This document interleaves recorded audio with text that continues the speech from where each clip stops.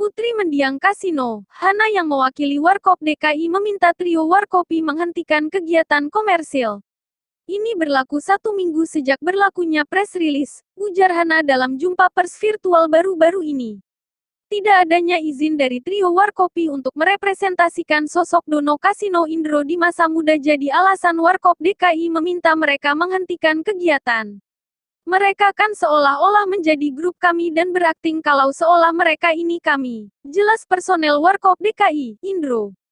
Lain halnya bila trio Warkopi sudah meminta izin, tak ada masalah bagi mereka untuk tetap merepresentasikan Warkop DKI. Ayo kita ngomong, kalau memang mau. Tapi ya sebelumnya tunjukkan niat baik dulu, baru kita ngomong, tutur Indro. Sebagaimana diketahui, belakangan viral 3 pemuda mirip personel Warkop DKI. Mereka adalah Alvin, Indro, Sepriyadi, Dono, dan Alfred, Kasino.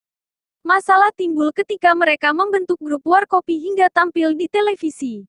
Menurut versi Indro selaku personel Warkop DKI, ketiga pemuda itu belum meminta izin untuk tampil merepresentasikan grup lawaknya.